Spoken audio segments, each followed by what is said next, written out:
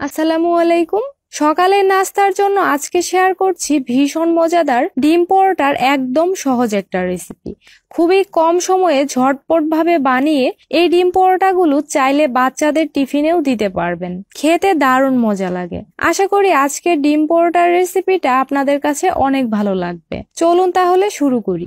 ডিম পরোটাগুলো বানানোর জন্য প্রথমেই বাটিতে নিয়ে নিচ্ছি 2 কাপ আটা। চাইলে আপনি ময়দা দিয়েও বানাতে পারবেন। তারপর আমি এতে হাফ চা চামচ দিয়ে দিলাম লবণ, সেই সঙ্গে 2 টেবিল চামচ দিয়ে দিচ্ছি রান্নার রেগুলার তেল। এবারে আমি খুব ভালোভাবে আটার সাথে তেলটুকু মিশিয়ে নিব। ভালোভাবে মিশানো হয়ে গেলে আমি এতে অল্প অল্প করে পানি দিয়ে মাখিয়ে ডো বানিয়ে নিয়েছি। নর্মালি আমরা রুটি বা পরোটার জন্য যেরকম ডো মাখাই এটাও সেরকম হবে।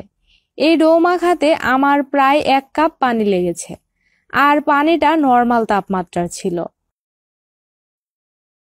ভালোভাবে কিছুক্ষণ ডোটাকে মেখে মসৃণ করে নিয়েছি। এবারে আমি এই ডোটাকে ঢেকে রেস্টে রেখে দিচ্ছি 10 মিনিটের জন্য। তাহলে এটা রেস্ট হতে থাক। চলুন এই ফাঁকে ডিমের মিশ্রণটা রেডি করে ফেলি। তার জন্য এখানে আমি ডিম নিয়েছি 3টা। এবার এই ডিমের মধ্যে দিয়ে দিচ্ছি একটা মাঝারি সাইজের পেঁয়াজ কুচি। তারপর আমি এতে স্বাদ মতো দিয়ে দিচ্ছি কাঁচামরিচ কুচি, সেই সঙ্গে স্বাদ মতো দিয়ে দিলাম লবণ। এখন ডিমের সাথে সবকিছু ভালোভাবে মিশিয়ে নিতে হবে। ব্যাস, ডিম পরোটার জন্য ডিমের মিশ্রণটা পুরোপুরি রেডি। এইদিকে 10 মিনিট রেস্টে রাখার কারণে ডোটা সফট হয়ে এসেছে। এখন এই ডোটাকে আবারও 1 মিনিটের মতো আমি মাখিয়ে নিয়েছি। তারপর যেই কয়টা রুটি বানাবো সেই অনুযায়ী ছোট ছোট ভাগে লেচি কেটে নিচ্ছি।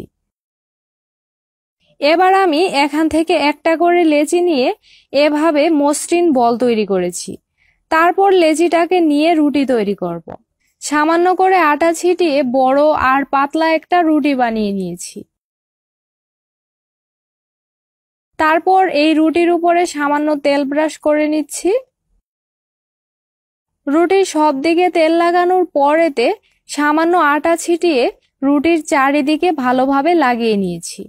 এখন এই রুটির মাঝখানের একটা পাশ কেটে নিচ্ছি।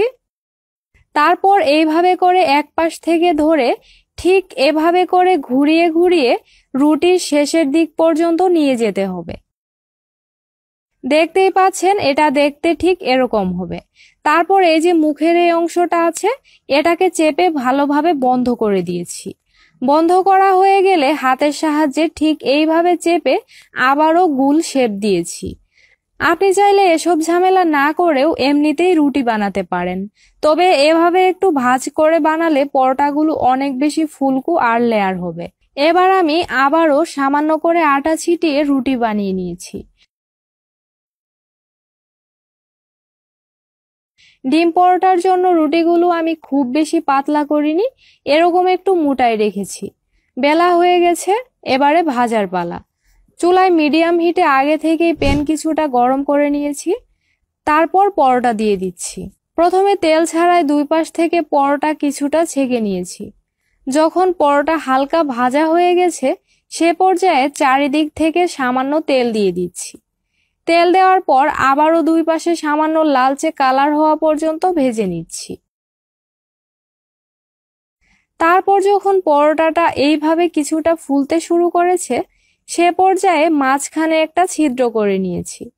ছিদ্র করার পর ডিমের কিছুটা মিশ্রণ দিয়ে দিচ্ছি। ডিমের মিশ্রণটা দেওয়ার পর আবারও পরোটাটাকে দুপাশে উল্টে পাল্টে ভেজে নিয়েছি।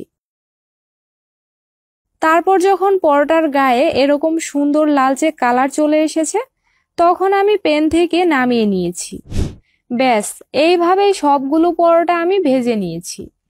খুবই কম সময়ে ঝটপট ভাবে মজাদার এই ডিম পরোটাগুলো বানানো হয়ে যায়। খেতে দারুণ মজা লাগে। বাচ্চাদের টিফিনেও এভাবে বানিয়ে দিতে পারবেন, দারুণ পছন্দ করবে। আশা করি আমার আজকের ডিম পরোটার রেসিপিটা আপনাদের কাছে অনেক ভালো লেগেছে। আজ তাহলে এখানেই বিদায় নিচ্ছি। আল্লাহ হাফেজ।